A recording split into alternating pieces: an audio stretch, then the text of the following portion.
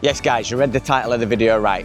We might have to sell our beloved Van Sam. And if you've been following our channel, you'll know that we love going on adventures in this guy and we love sharing them with you. But recently something's just going to have to give. And in this video, we're going to explore 5 reasons why we might have to let this guy go. And the last one could be truly life-changing. Let's get into it. Since getting this van several years ago, we've been on loads of trips, whether that's been into France, a Hogwarts-inspired tour of Scotland, or even cruising round all of Wales, it felt like. We've loved every single second of it. And so much so that it's even changed what we want out of life.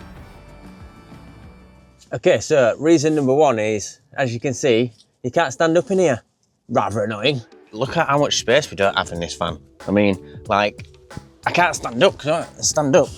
This is what I have to stand up like bent over, and like making a brew difficult, you know, and obviously traveling around England or whatever, we don't have the best weather, as you well know. If you're in England, it's always raining generally. So, you know, like that's a bit of a nightmare. And like, I don't know, I'm sat on the bed area now, and when we're traveling, we've got to keep all our stuff here. So we've got chairs, tables, whatever it is. And then every time we get somewhere, I've got to start packing it all out, putting it outside, moving it round, getting the bloody hookup round, because we don't have a hookup on here. You know what I mean? It's just a bit of a faff, especially when you don't have the room to be moving about. So reason number 1 why Sam might have to go, it's just simply not enough room, man. Okay guys, so reason number 2 is that we don't have a fixed bed. As you can see, we've got this little area here, and if you watch our van tour video, which I'll link up there, you'll see that actually we can convert this into a little dining area, but what we don't do is that, because we don't want to have to make the bed every night, so we just leave it as it is. And the other problem with that is that we've got these little cupboards underneath, which are fine. We can get some stuff in there. So we've got like firewood, we've got the fire pit in there, we've got the barbecue and stuff under there. We've got a little spare tent under there in case we're going to some like little mad camp somewhere. Like we're ever going to do that when we've got the van, but you never know. So that's all under there. So then when it comes to setting up on a night time, it looks something like this. Night mode part 1. So we've got to do a little bit of manoeuvring, essentially moving all this stuff into the front of the van. We've got to push the chair forward, basically make some space for tonight's sleeping arrangements. And we've got to move the table and the chairs and whatever else. Probably Sal's like packing because she brings about 1 million bags on holiday. Crack on then. See? Get moving. Got to move all that. I'm filming. Before we can even get in bed. Right, so we're just putting the bed together now. We? Well, I'm filming. What do you want from me? I've been waiting for this bed making for ages. We've got loads of quilts tonight, loads of blankets. So yeah, so that is all the night mode's done, but to be honest, it is a bit of a faff, and that is one annoying thing about this van, I've got to say. The seats in the front just end up piled up with loads of stuff, and you know, once we're in, it's proper like snug and warm and everything, so it's pretty good. But until then, it's just a bit of a faff. Do you know what I mean? Just a bit of a faff. So I think a fixed bed would be absolutely amazing. And reason number 3 is when we go off gridding this thing, we can't actually last that long. So we've got 150 watt solar up here, but I feel like, you know, we've got this van built on Temu or something, because like all the like components and stuff are not the best, you know. We've got like eco-worthy stuff, which, you know, it does the job, not dissing it, but it's not like the top performing stuff. So what we find is when we've got the fridge running, which is down here, it's a bit of a struggle to stay off grid for a long time, particularly in England where, you know, we don't get a lot of sun. We get like 9 days of sun or whatever. So in the summer we can keep the fridge, you know, running while we're driving around and things like that. But if we wanted to park up for a couple of days and we don't have hookup, then I'm really paranoid about the battery. So we've got 110 amp hour battery in here, but I do worry about it because I think it's just an AGM one, right? So it's nothing special, nothing lithium or anything like that. But yeah, it just gets a little bit paranoid. And then when we're trying to charge devices and stuff like that, we don't really have the capability to do it, because I've just got power banks, which is fine. It does the job, it gets it done. But ideally, I'd like to get an inverter in here so that we can have some proper power, you know? But yeah, off-grid struggles, bit of an issue. Right, so reason number 4 is that this van is taking some serious amount of repairs of late.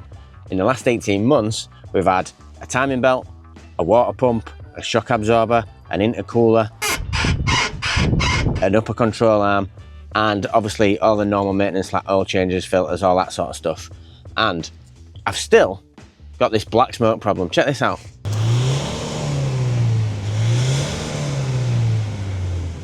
I'm not really sure what this is. It could be the injectors, it could be the EGR.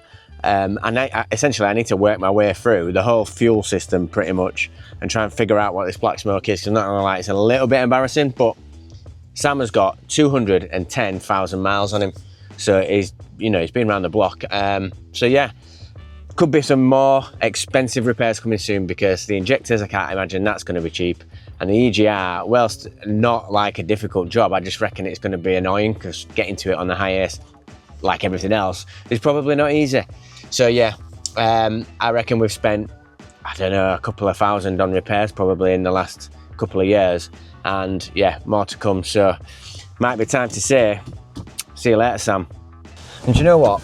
On top of all the repairs, something else has gone wrong this weekend, and the diesel heater has packed in, and it's bloody autumn, so it's getting a bit cold. And last night was not totally freezing because we had 4 layers, but it was cold enough. So that's another thing I'm gonna have to fix. And reason number 5 is obviously because we're planning to quit our job building. Whoa!